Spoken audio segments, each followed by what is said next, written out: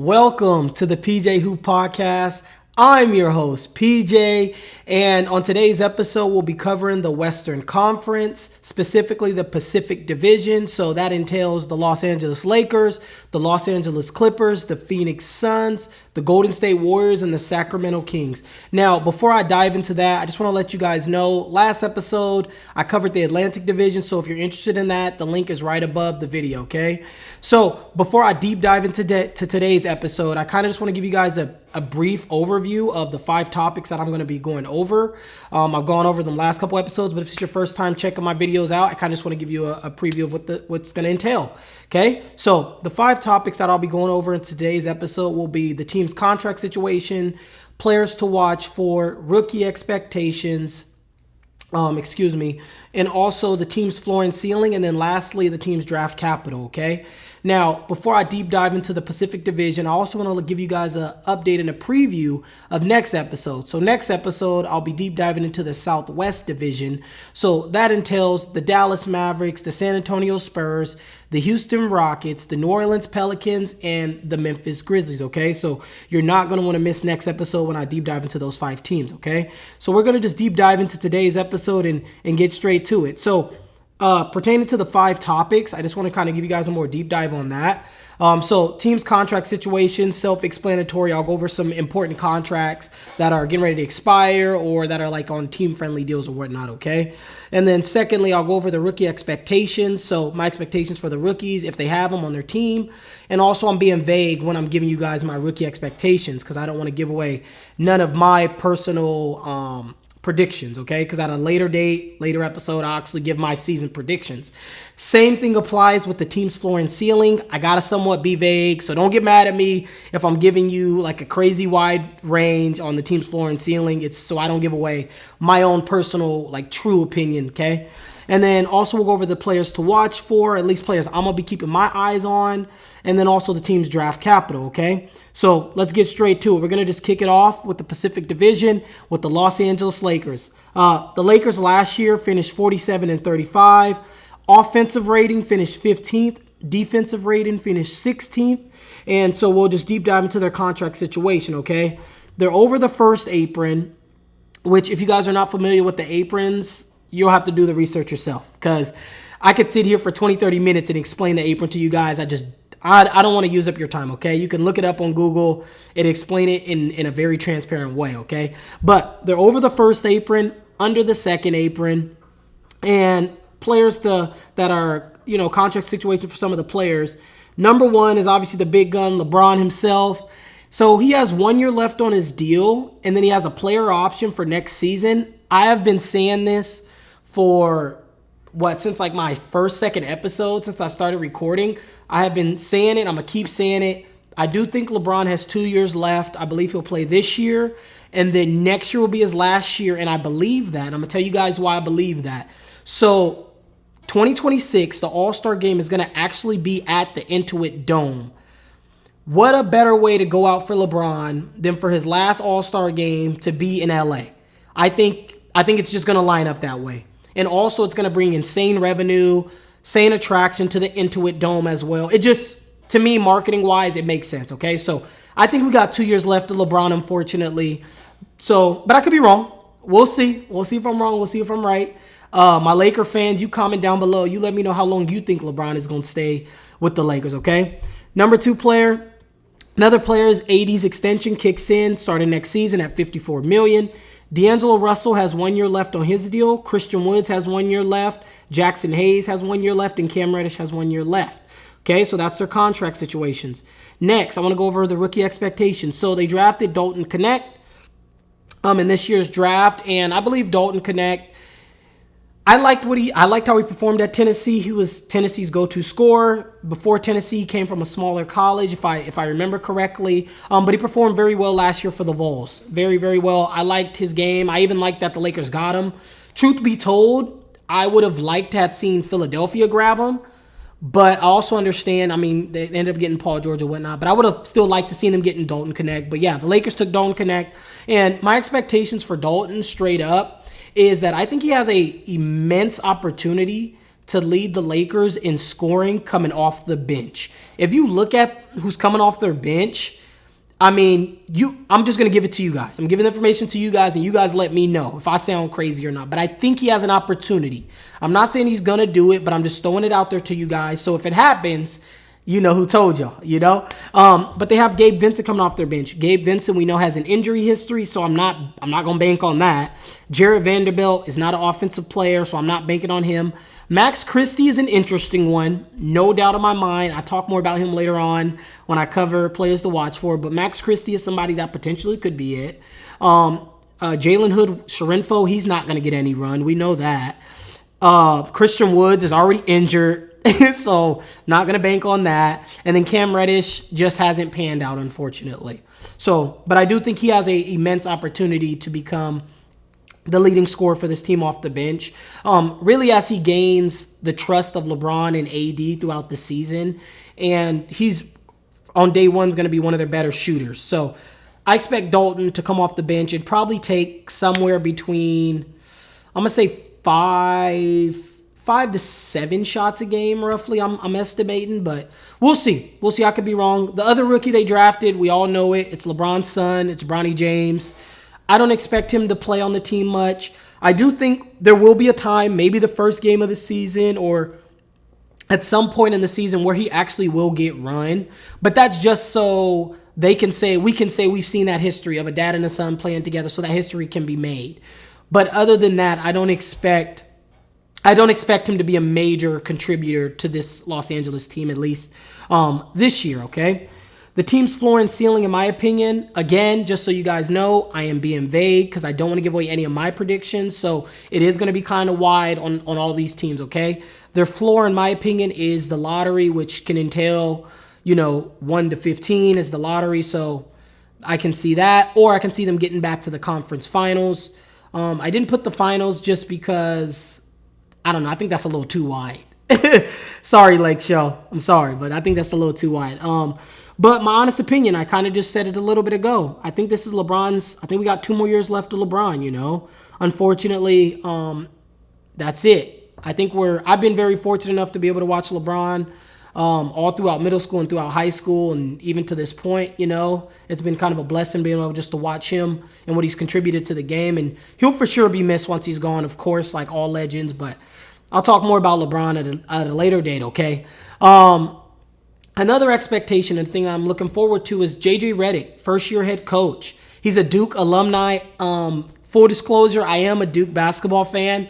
And before the season starts, I'll give you guys a reason why. There's actually a personal reason why I'm a Duke fan. It's not no type of bandwagon or anything like that. It's literally a personal reason, but I'll give that to you guys at a later date. But yeah, JJ Redick, I'm looking forward to seeing what JJ does this year. Just watching him, obviously, I used to watch his pod. I think it was called Old Man in the Three. I really liked his podcast. And then obviously he did his little brief podcast with LeBron.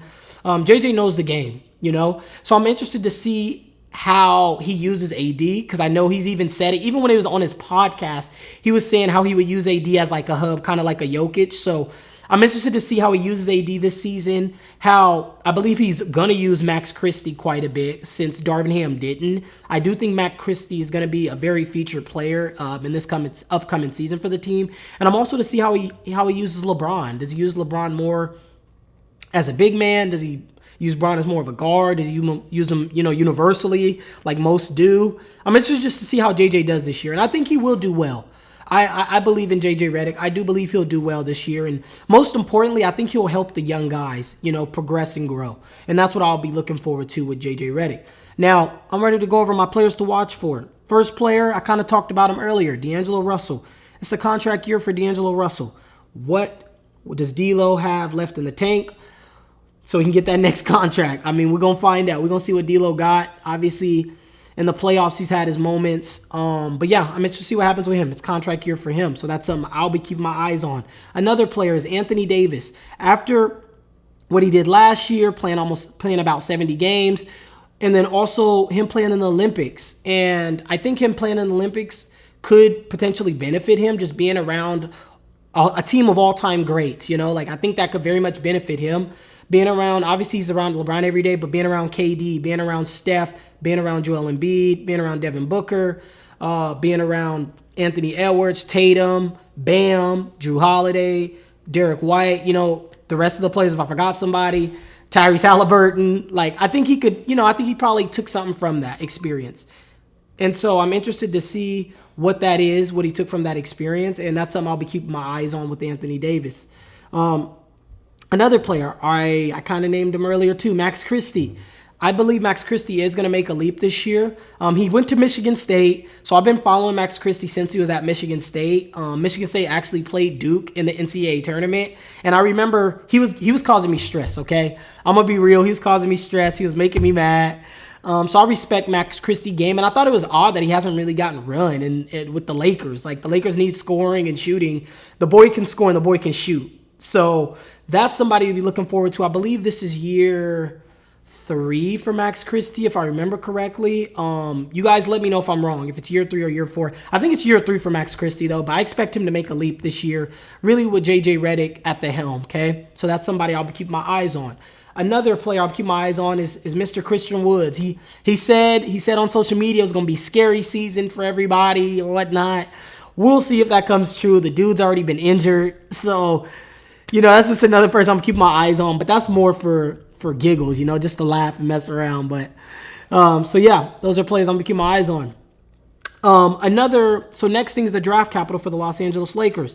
2025 goes to Atlanta. 2026, they keep it. 27, 1 through 4, they keep it. 5 through 30 goes to Utah. And then from 2028 to 2031, they keep their stuff, okay? Now, if you feel like I missed out on some things about the Lakers, or if you got an opinion about the Lakers, please feel free to leave a comment down below and let me know what your opinion is about the Lakers. Or if I said something you don't agree with it, leave a comment, man. I'm always open for open dialogue and open discussion amongst basketball fans, That's what I love about the sport and about all sports. It gives us an opportunity to learn from one another and progress through conversation. So I'm all open for that.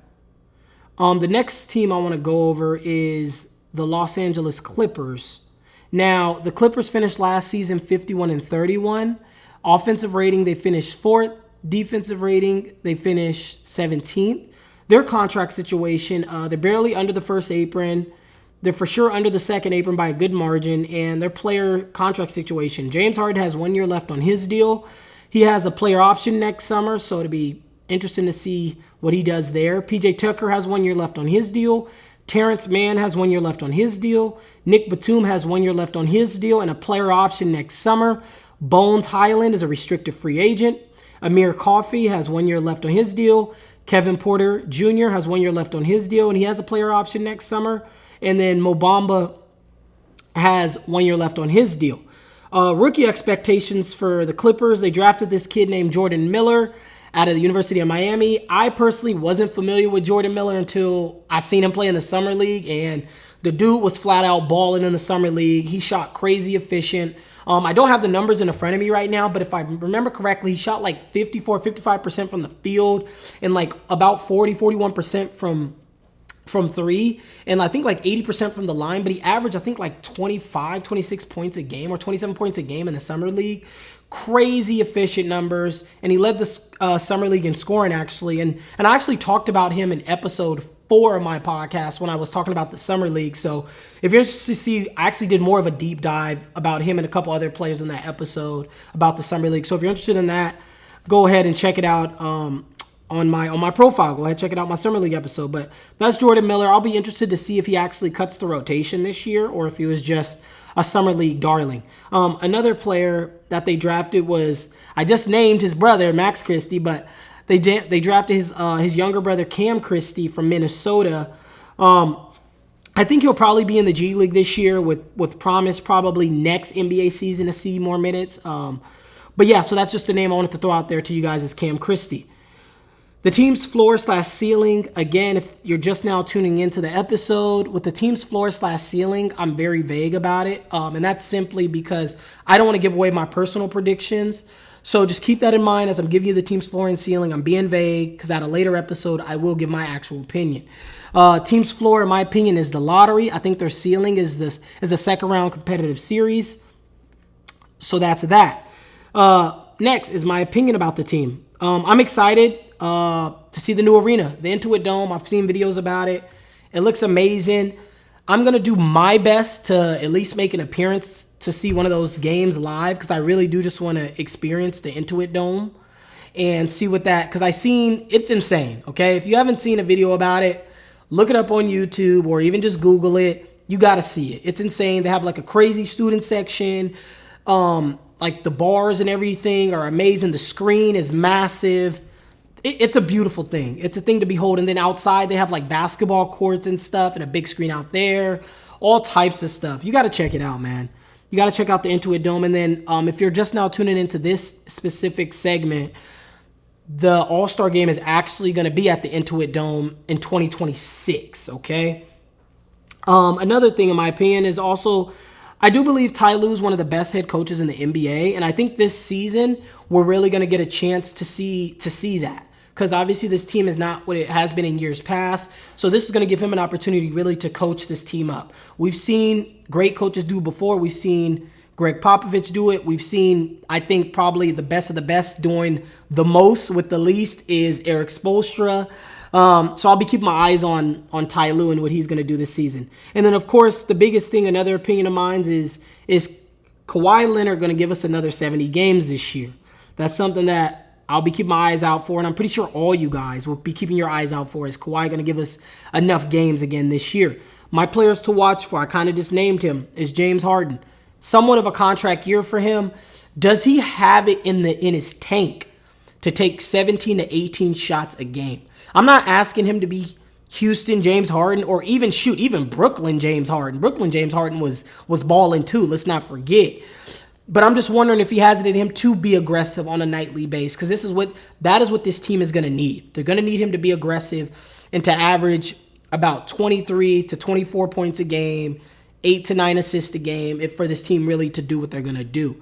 Another player, I kind of just named him as well, is Terrence Mann. Can Terrence Mann become that third guy in the starting lineup that can be depended on? I've seen glimpses of it from him, but I just wonder if for the duration of a season, some nights teams are going to scheme for him. Is he going to be able to produce what this team may need? I know what I'm getting out of Norman Powell coming off the bench, but I am interested to see what Terrence Mann gives us in this new season. I expect his shot attempts to increase to about 12 to 13. He's averaging about 7 right now. So if he can get to 12 to 13 on pretty good efficiency, I'm pretty sure his name, and if this team is competitive, I'm pretty sure his name will be in that most improved conversation. So that's another player I'll be keeping my eyes out on. And the last person is Kevin Porter Jr. We all know what happened off the court with Kevin Porter Jr. I'm not going to go into that man's personal business and what happened. If you don't know what happened with him off the court, you can look it up, read on it yourself. But I am interested to see what this man has in the tank. He's still fairly young. Again, I don't have it in front of me. I think Kevin Porter's about 24 to 25. I think he's like 24, 25-ish. So he's still fairly young. And when Kevin Porter was hooping, he was contributing to some extent, So I'm interested to see what he does coming off the bench for this Clippers team. That's a player I'll be keeping my eyes out on too as well, okay? Now I want to go over their draft capital. So the Los Angeles Clippers, theirs is kind of messy. 2025, the Oklahoma City owns swap rights with them. And then Houston is also tied into it. So, yeah, that's very funky. I'm not going to go into that. 2026, the most favorable of the Clippers, Houston, and OKC, 2 of those go to the Clippers and the other one goes to Philly. It's very wonky. Their stuff is very wonky. So that's in 2026. 2027, the least favorable of the Clippers. And then Denver 6 to 30. If it hasn't already been conveyed in 26 to Orlando, it's messy, man. Their stuff is really messy. 2028, I'm skipping that. 2028, it goes to Philly. 2029, they keep it. If it's 1 through 3, they'll keep it. 4 through 30, swap rights, Philadelphia. And then 2030 and 2031, they keep their own picks. I'm sorry about that, you guys. I didn't know their stuff was that messy, okay? I'm sorry. My bad. Okay, on to the next team is the Phoenix Suns. Now, last year, Phoenix finished 49 and 33. Offensive rating finished 9th. Defensive rating finished 13th. And so we're going to go over the contract situation. They're over both aprons. Not surprised by that by any means. And so player-wise, Josh Okogie next season is on a non-guaranteed deal. So he has 1 year left on his deal, and then after that, it'll be non-guaranteed. Then we got Tyus Jones. Tyus Jones is on a 1 year deal. Mason Plumlee on a 1 year deal. Damian Lee, 1 year deal. Monty Morris, 1 year deal. Bobo, 1 year deal. Okay, so that's their contract situation. Rookie expectations. I thought Phoenix did really good actually in the NBA draft. I actually talked about them in my post draft analysis. I really like the 2 players they drafted. And the 2 players they drafted, one is Ryan Dunn at a University of Virginia. Defensive ace. He's a defensive specialist. That's what he's great at, okay? So I expect him, honestly, to come off the bench and bring that defensive versatility. In my opinion, he was the most versatile defender in this last year's draft, and the numbers didn't lie about it, okay? He averaged, I think, last year in college. I don't have the numbers in front of me either, just so you guys know. This is straight off the dome. But I think last year he averaged, almost 2 blocks and 2 steals. Something crazy. He averaged something crazy last year, and he caught my eye actually during the college basketball season last year. They also drafted another kid named, I might botch his name, Oso Adaro. He's from University of Marquette. Big man, University of Marquette. I liked his game too at Marquette. I think he for sure will be an upgrade, in my opinion, from Drew Eubanks, and an upgrade from Bobo, and even an upgrade from who they signed, Mason Plumlee. I think Osar Adaru, I think he might have a chance to crack the rotation, truth be told. He might be able to take some minutes from Mason Plumlee, because I think already defensively he's better than Mason Plumlee, at least where Mason Plumlee is in his career right now. I think he's already better than that, but, I could be wrong. We'll see. We'll see. Just somebody to keep on your radar. Keep him and Ryan down on your radar. You could see these 2 rookies playing on the rotation this season for this team. No doubt in my mind. And he's also homegrown. He's homegrown. He's from Chandler, Arizona. And that's Osar Adaru, okay? The team's floor/ceiling. If you're just now tuning in to my episode, team's floor/ceiling, I'm being vague because I don't want to give away my personal opinion. Because at a later date, I will give my actual predictions, okay? So just keep that in mind as I go through the floor/ceiling.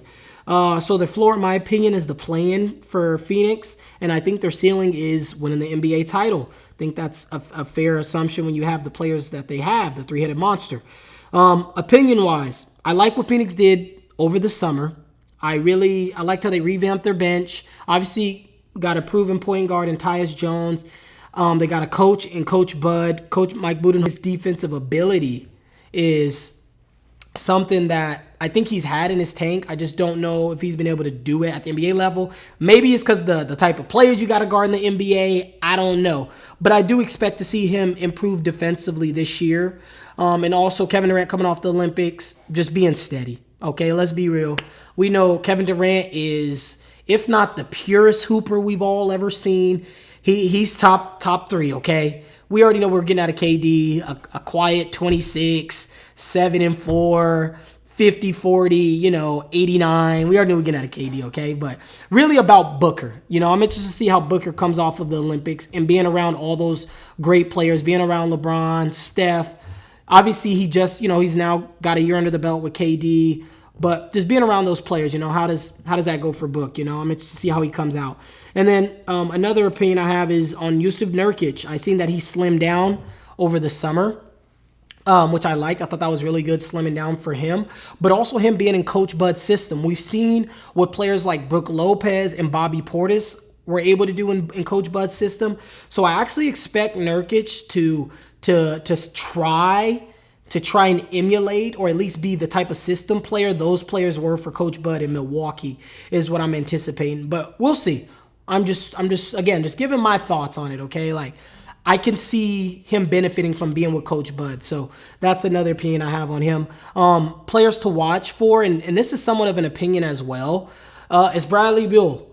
I believe for this Phoenix Suns team really to go where they're trying to go, it may be a hot take, and if you guys think it's a hot take or you have your opinion about it, leave down in the comment section below. But I believe Bradley Beal should come off the bench for this team to really get to where they're going to go. I think their starting lineup should be Tyus Jones, Devin Booker, probably Royce O'Neal at the 3, KD at the 4, and then Nurk at the 5, and then have Brad Beal come off the bench with those young guys. I think ideally that would look the best.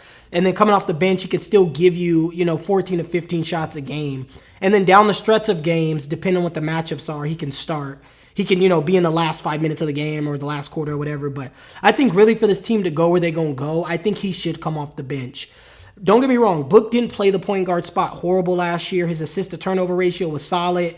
I thought he did really well. But you could clearly tell it was exhausting for him. He wasn't used to doing that. And they got Tyus Jones for a reason, okay? So why are we having Tyus Jones come off the bench?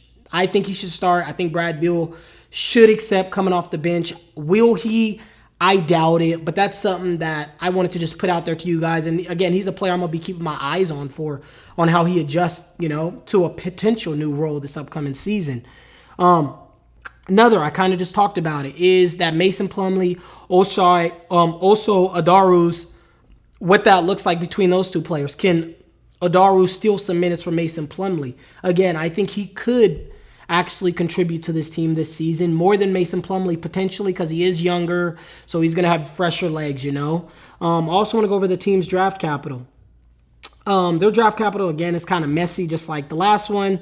Basically, long story short, Houston owns their draft rights in 25, in 27, and in 29 is Houston basically owns their draft stuff. So Houston pretty much can do a swap with them, okay? 26, Phoenix gets the least favorable between them, Orlando. Actually, I'm sorry. The least favorable, so the most favorable Phoenix, Orlando, Washington, Memphis. Most favorable, so Phoenix gets the least favorable of those, okay? I'm sorry, it's really messy. It's very messy. 2028 will go to Washington. And then 2029, the most favorable between Phoenix, Dallas, and Houston will go to Houston. And the other one will go to Brooklyn in 29. 2031, Phoenix finally owns their own pick. Phoenix is handicapped, okay? I think we all know that. They're handicapped. Houston, from what I understand, Houston really wants Kevin Durant or Devin Booker. And so I think that's why Houston is holding them by the family jewels, So that's Phoenix. Next team I'm going to go over is the Golden State Warriors. Last season, Golden State finished 46-36. Offensive rating finished 8th. Defensive rating finished 15th. And their contract situation, they're barely under the first apron, and they're under the second apron by about $11 million. Their player contracts. So Steph Curry just signed an extension through 2026-2027. They got D'Anthony Melton on a 1-year deal. They got Gary Payton II. He's on a 1-year deal. Kevon Looney's on a 1-year deal. Has 1 year left on his contract. Correct myself, I'm sorry. Moses Moody is a restricted free agent. Jonathan Kuminga is a restricted free agent next summer. Both of those players are restricted free agents next summer. Lindy Waters has 1 year left on his deal. And the rookie expectations, they have no rookies. Because their pick, I forgot who their pick went to this year, to be honest. I can't remember. I cannot remember. But yeah, so their pick actually... Yeah, I can't remember who their pick went to this year. So my opinion on the Warriors. This team to me is kind of in an odd spot, if I'm being quite frank with you guys. Obviously, they have Steph and Draymond, who are in the back end of their 30s. But you just extended Steph Curry as well. So, and then you still have all those young guys. Let's be real. This team constructed the way they are, this is not a championship contending team. Unless Jonathan Kuminga is like the second coming of Bron, like a baby Bron or something, this team is not built to contend quite yet. So I think they're in that odd spot, And so I'm interested to see what they end up doing because Golden State also owns most of their draft capital. You just extended Steph. So something is going to give there with this team. And in my opinion, what I think they should do is I think they should keep Steph. Obviously, you're going to keep Steph. I think you trade for an all-star. You use your draft capital that you have right now. Trade for an all-star. Obviously, keep your pick in this upcoming draft in 2025 because this draft is loaded. And I think they can, where the Warriors are probably going to end up, I think they'll have a chance to get a very solid player. But you keep Steph, you keep Draymond, you keep Jonathan Kuminga, you keep your rookie because you might get a rookie in the lottery this upcoming year. So you'll have that core. And then you trade for an all-star player with some of that draft capital and some of those other young players you have, or even some of the expiring contracts you have, or even some of the contracts you have. And then so going into 2025-26, you'll have Steph, the all-star, Draymond Green, year 4, Jonathan Kuminga, and then a solid rookie. I think that's a lot more formidable team. And also that also helps Steph's runway, I think, last a little longer if they do it that way, instead of trading Kuminga and emptying the clip with the draft capital they have right now. Okay? So that's my opinion on the Warriors. Players to watch for. I just named his name, Jonathan Kuminga. Taking a leap. Last year in my audio podcast, the link is in the description. I have an audio podcast where I started, and it's only on Spotify. I'm sorry, you guys, it's only on Spotify. But if you're interested in hearing what I said about last year's draft, people that were drafted in last year's draft, and even my thoughts of the preseason last year, go ahead and check that out. The link is in the description down below. It's on Spotify. But I talked about Jonathan Kuminga in that episode. And I said that he was on my ballot for most improved last year. I think he finished in the top 5 in most improved last year, or top 6 in most improved. But again, I expect him to take another leap this year. I think his offensive responsibility obviously is going to grow with no Klay Thompson on the team anymore. And so he's for sure on my player to watch list this year. Another player, I just named his name, Moses Moody. Contract year for him.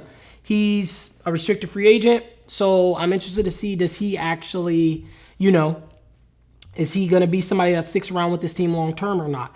Another player is Andrew Wiggins having a bounce back year. Last year, Andrew Wiggins was going through some things off the court, and even just, recently a couple weeks back, something happened in his life as well. But I do expect Andrew Wiggins to be refocused and to have a bounce back year. Another player I actually talked about in my last podcast last summer is Trace Jackson Davis. He was actually on my rookie watch list. I literally said it last year when they drafted him. I thought he was a steal in the second round for this team, and it turned out to be that. Does he become a starter this year? I know there were parts of last season he did start, but does he really grab the reins of being the starting center for this team? I think he should. Okay, so that's the Golden State Warriors. I'm going to go over their draft compensation with you guys. So draft, they own all their picks all the way up until 2030. In 2030, 1 through 20, they keep it.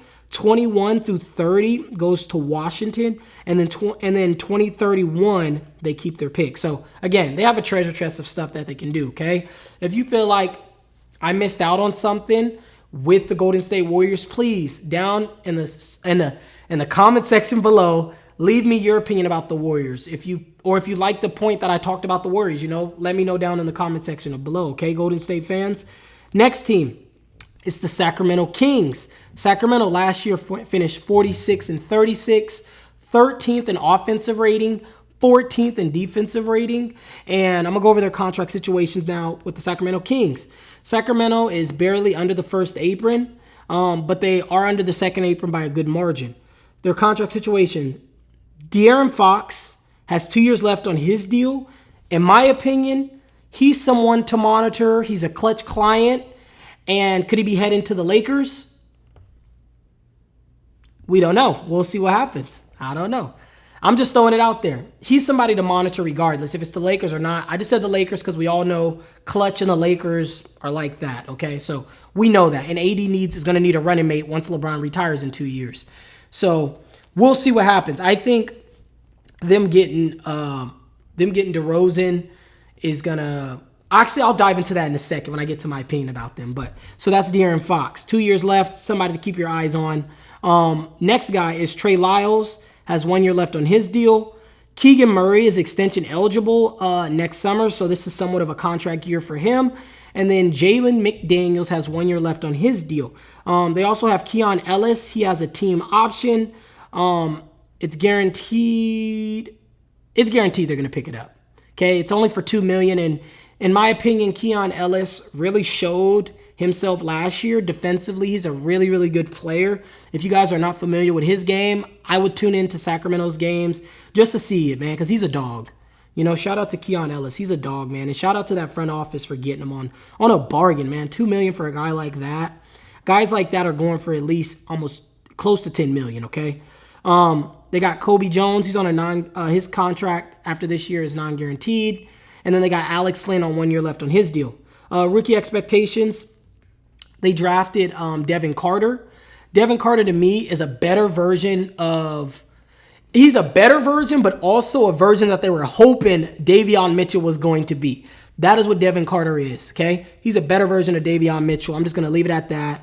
And I think he's going to get probably roughly about 15 minutes a night this year on his rookie deal. Again, so if you're just now tuning into this episode, so I'm being vague about the team's floor/ceiling because I don't want to give away my personal opinion, because at a later date, I will give you guys my actual opinion on like my actual predictions, okay? So that's at a later episode. So just keep in mind as I'm giving you the floor/ceiling, okay? So to me, their floor is a first-round competitive series. I think their ceiling is the conference finals and having a competitive series there.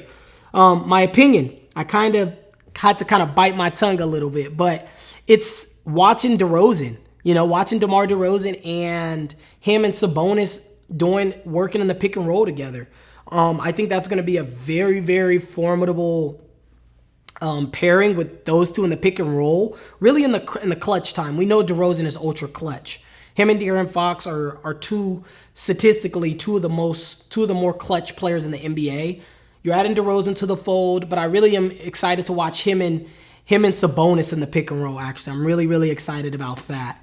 Another player I just named him is Keon Ellis. The dude is a menace. He's a menace, okay? And I think a combination of him, Devin Carter, I think Jalen McDaniels, and Keegan Murray is really going to give this team an opportunity to become a top 10 defense, okay? That may be a hot take to some of you guys, but just hear me out. The team last year finished 14th, okay? And they just added Keon Ellis he's going to get more minutes. Devin Carter is going to get minutes, so you just added a better defensive player. Keegan Murray's obviously, he's a solid defensive player. And then you got Jalen McDaniels. I think this team does have an opportunity to crack that top 10. We'll see what happens because they did also add DeRozan, and DeRozan's not really a plus defender, but I'm just putting that on you guys' radar. They have an opportunity to for sure move up 4 spots. Okay. Another thing, my one concern with them is the floor spacing. DeRozan got to be more willing to take more threes to keep the defense honest so the lane stays open for a player like De'Aaron Fox and even a player like Sabonis. That's the one thing that worries me with. Also, they have room for flexibility. This team still owns most of their draft capital, so do they go out and get a stretch big? Do they give up on Sabonis? I don't know. We'll see what happens there, but maybe they'll try and go out and get themselves a stretch big. We'll see what happens with them. My players to watch for, I kind of just said it. DeMar DeRozan, taking more threes, man. Take more threes. Last year, he shot 36% from 3. And I'm sorry, correct myself. Last year, Keegan Murray shot 36% from 3. He's a better shooter than 36% from 3, okay? I believe he will get back to that 38 to 41% range, really with DeRozan being added to the team. I think that's going to relieve some pressure off of him and for him to be in a more comfortable role, but also floor spacing wise, he's going to have opportunities because DeRozan, there's going to be times where teams are going to try to double DeRozan, So Keegan Murray's the player I'm going to be looking out, keeping my eyes out for. So that's him. Other player, I already named him, is Keon Ellis, man. I'm a big fan of him. That's why I keep bringing him up. This guy's just his defensive intensity, man. I just recommend anyone who doesn't know of Keon Ellis to watch Keon Ellis, man. And I think Devin Carter is going to bring intensity as well, okay? I'm about to go over the draft capital with you guys. So draft capital wise, This team, 2025, 1 through 12, they keep it. 13 through 30 goes to Atlanta. 2026, 1 through 10, they keep it. 11 through 30 goes to Atlanta if it hasn't already been settled in 2025. 2027 to 2030, they keep their own picks. That's why I just told you guys they have draft capital, so they can go get a player. Maybe they might try and go get a Miles Turner. Miles Turner's on an expiring contract, and I think a team like this could use a Miles Turner. And maybe, I don't know, I don't have it in front of me. I don't have all their contract books in front of me, but they have draft capital to go get a player like that. And I think a player like that would really elevate this team. 2030, the San Antonio Spurs have swap rights in 2031. And that's about it. But for the most part, they own their own draft capital, okay? Sacramento, I think, is in a really good spot. And I do think Sacramento will be in that top 7 for sure in the West this season. Now, if you liked my content, go ahead, drop me a like down below. Or even if you want to have a conversation with me about something that I said this episode, about any of the teams that I talked about this episode, please leave a comment down below. I'm always open into conversating about basketball. Like, that's why I'm doing this, is so I can open up the dialogue about basketball and give my perspective on the game and try to connect with people, or even teach people, or even people teach me. Like, comment down below and we can have an open conversation about any of these 5 teams I covered. Otherwise, I'll see you next episode where I'll cover the Southwest Division. So that entails the Dallas Mavericks, Houston Rockets, San Antonio Spurs, Memphis Grizzlies, and New Orleans Pelicans. Other than that, I'll see you then, okay? PJ out.